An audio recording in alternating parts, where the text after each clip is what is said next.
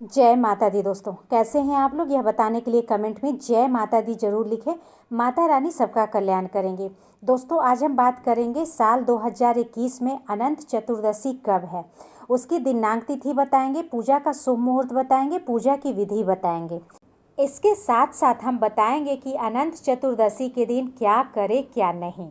Video start करने से पहले आप लोगों से रिक्वेस्ट है, अगर अभी तक आपने मेरे इस घरेलू खबर चैनल को सब्सक्राइब नहीं किया है तो चैनल को सब्सक्राइब करेंगे। वीडियो पसंद आएगा वीडियो को लाइक करेंगे और जितना ज़्यादा से ज़्यादा हो सके मेरे इस वीडियो को शेयर करेंगे। पौराणिक मान्यता के अनुसार अनंत चतुर्दशी व्रत की शुरुआत महाभारत काल से हुई थी। यह भगवान विष्णु का दिन माना जाता है। ये व्रत भगवान विष्णु को प्रसन्न करने और अनंत देने वाला माना गया है। इस दिन गणपति का विसर्जन भी किया जाता है। भाद्रपद माह के शुक्ल पक्ष की चतुर्दशी को अनंत चतुर्दशी मनाई जाती है। अनंत चतुर्दशी को अनंत चौदस के नाम से भी जाना जाता है। इस व्रत में भगवान विष्णु के अनंत रूप की पूजा होती है। मान्यता है कि इस व्रत को 14 सालों तक लगातार करने पर विष्णु लोक की प्राप्ति होती है। भारत के कई राज्यों में यह पर्व बहुत धूमधाम से मनाया जाता है। अनंत चतुर्दशी पूजा की विधि क्या है, तो अग्नि पुराण में अनंत चतुर्दशी व्रत के महत्व का वर्णन मिलता है।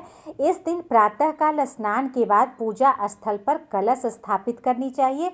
इसके बाद कलश पर भगवान विष्णु की तस्वीर भी लगानी चाहिए।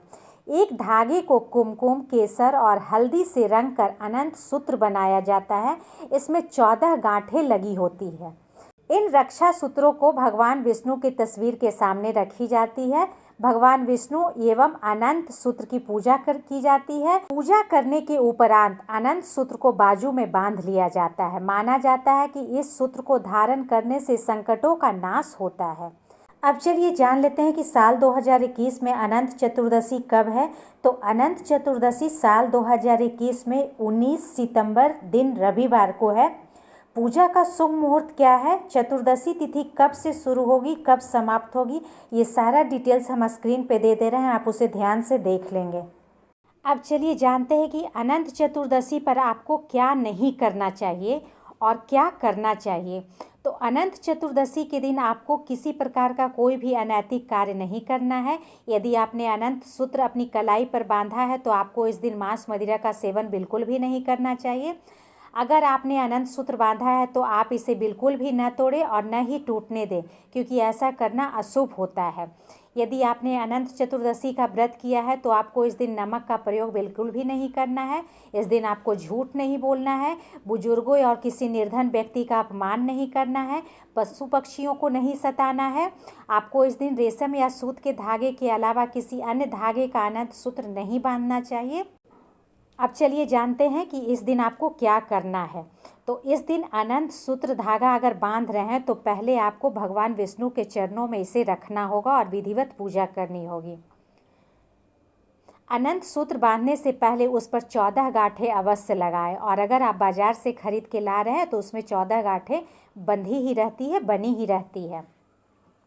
यदि आपने पहले से कोई अनंत सूत्र धारण किया हुआ है तो आप उसे किसी पवित्र नदी में प्रवाहित कर दें। इसके बाद ही आप दूसरा अनंत सूत्र बांधें। आप जो भी अनंत सूत्र बांधे उसे 1 साल अवश्य ही बांधें। यदि आप ऐसा नहीं कर सकते हैं तो कम से कम 14 दिन के लिए अवश्य अपने बाजू में बांधें उसको। पुरुषों को यह अनंत सूत्र दाहिनी कलाई पर और महिलाओं को यह अनंत सूत्र बाईं कलाई पर बांधना चाहिए। तो दोस्तों आशा ही नहीं पूर्ण विश्वास है कि आज की जानकारी आपको बेहद पसंद आई होगी। वीडियो को लाइक करें, शेयर करें और मेरे इस घरेलू खबर चैनल को सब्सक्राइब करें। थैंक्स।